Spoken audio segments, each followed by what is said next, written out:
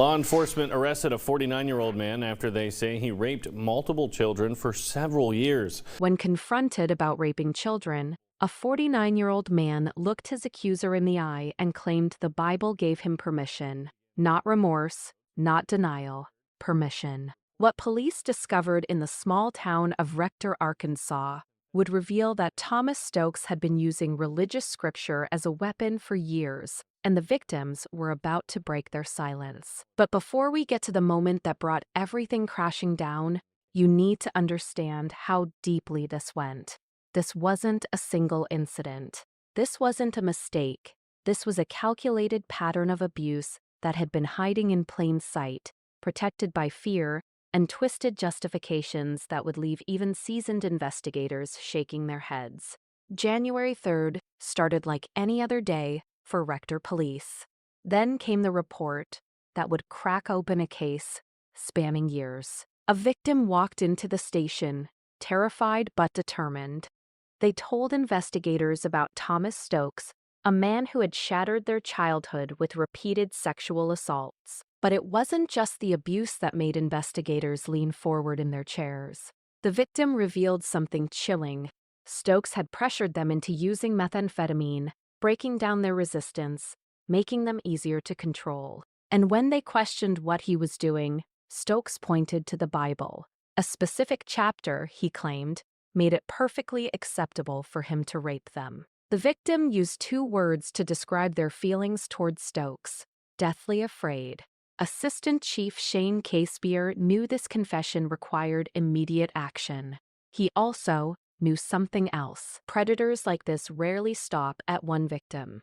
What happened next would prove his instincts devastatingly correct. Within 48 hours, the case exploded. On January 5th, just 2 days after the initial report, a second victim came forward. Their story carried the same horrific pattern: sexual abuse, multiple incidents. But this victim added a heartbreaking detail that made the timeline even darker. They were only 12 or 13 years old when Stokes first abused them. Not once, many times. The word many appeared in their statement, each instance a separate trauma they'd carried in silence. But investigators had no idea what they were about to uncover. January 6th brought 2 more victims to light. The third victim agreed to an interview at the police department.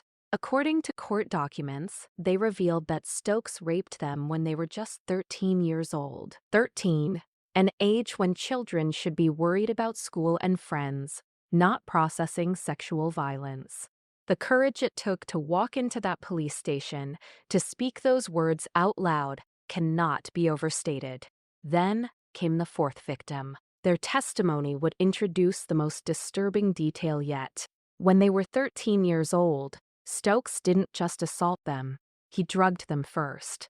He gave them Xanax, a powerful sedative. Then he raped them while they were unconscious, their body unable to resist, their mind unable to fully comprehend what was happening. They told investigators they couldn't stay awake long enough to stop him. Think about that for a moment. A child, drugged and helpless, aware something terrible was happening but physically unable to fight back. This wasn't just rape. This was premeditated, calculated predation. 4 victims, 4 children, 4 lives forever altered, and every single one of them had been too afraid to speak until now. The evidence didn't stop with the victims themselves. Assistant Chief Casebeer spoke with several witnesses who corroborated every horrific detail. These weren't strangers making wild accusations. These were people who had seen things, heard things, known things. The kind of witnesses that turn a disturbing report into an airtight case. One witness did something extraordinary. They confronted Stokes directly about the abuse. Most people would deny it, deflect, make excuses. Thomas Stokes did none of those things. Instead, he repeated the same twisted justification he'd been using all along. There was nothing wrong with it because it was in the Bible. Let that sink in.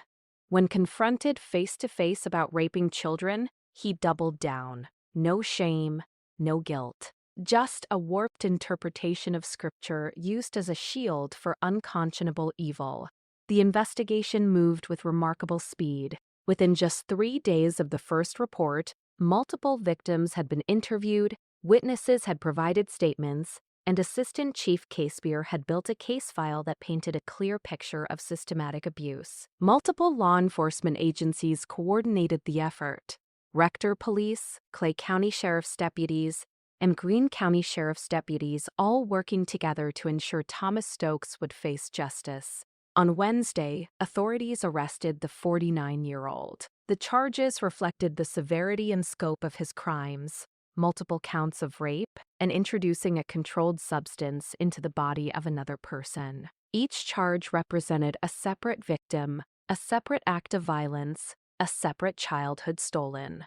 The case landed on the desk of 17th Judicial District Court Judge Curtis Hitt. After reviewing the mountain of evidence, the witness statements, the victim testimonies, and the suspect's own admissions, Judge Hitt found probable cause to charge Stokes. Then came the bond hearing. The number the judge announced sent a clear message about how seriously the court was taking this case: $1.5 million. That's not a standard bond. That's a bond designed to keep a dangerous predator behind bars. Judge Hitt wasn't taking any chances. He issued additional orders. Stokes was prohibited from having any contact whatsoever with any of the victims or witnesses. No calls, no letters, no third-party messages. Complete separation. And if somehow Stokes managed to post that astronomical bond, Judge Hitt had one more safeguard in place: a GPS ankle monitor. Every movement tracked, every location recorded. The community would know exactly where he was at all times. As Thomas Stokes sits in the Clay County Detention Center, 4 young survivors are beginning the long process of healing. They found their voices. They found their courage. They transformed their fear into action, and in doing so, they may have prevented future victims from suffering the same fate. This case reminds us that evil doesn't always announce itself with obvious signs. Sometimes it hides behind twisted interpretations of faith, behind authority, behind fear. But it also reminds us that when victims find the strength to speak, when investigators listen, and when communities refuse to look away, justice can prevail. The Bible that Thomas Stokes claimed justified his crimes actually contains a far different message about those who harm children. And now, he'll have plenty of time behind bars to reflect on that.